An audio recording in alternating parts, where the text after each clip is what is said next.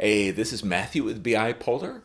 In this video, we're not going to talk about data. We're not going to talk about BI. Today, I'm going to share the secret of my professional success. I'm going to share the 5 questions that I always ask myself before I initiate a work communication. I hope you'll join me.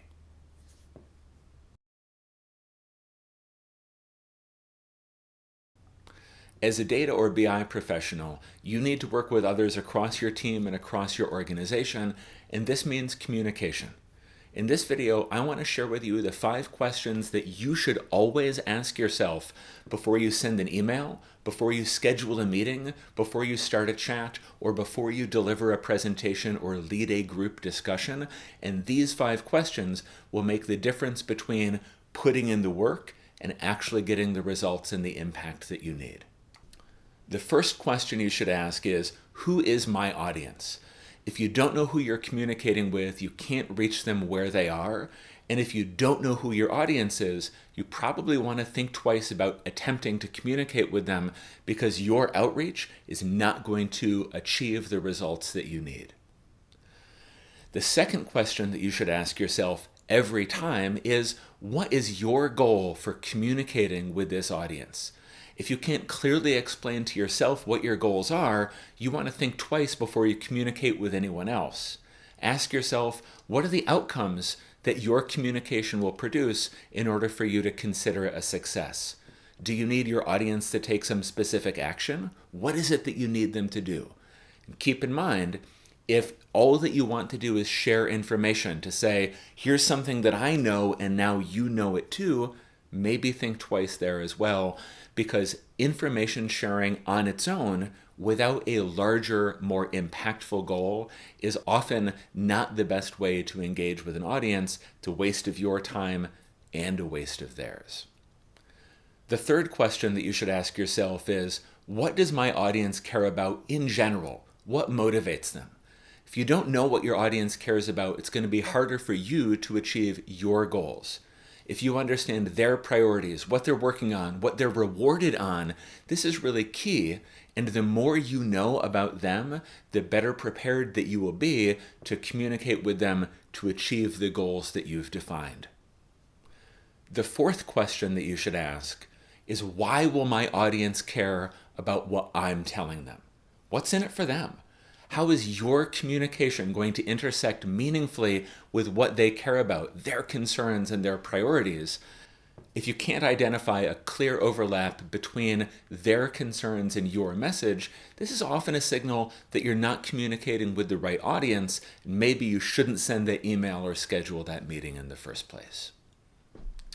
The fifth and final question that you should ask is, how will my communication motivate my audience to take action to meet my goal? This is really where everything comes together, and the answer to this final question is often difficult or impossible to answer if you don't answer those first 4 questions beforehand. But once you've asked and answered those first 4, very often the answer to this 5th question will present itself. It becomes obvious. As with many situations, if you deeply understand the problem that you're working to solve, the solution presents itself to you.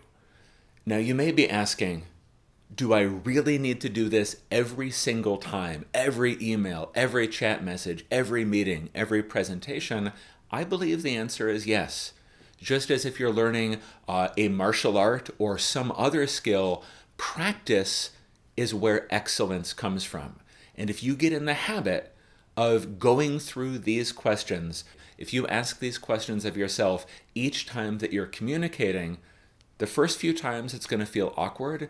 Afterwards, it becomes second nature, and the value and the quality of your communication increases as you practice and as your skills increase.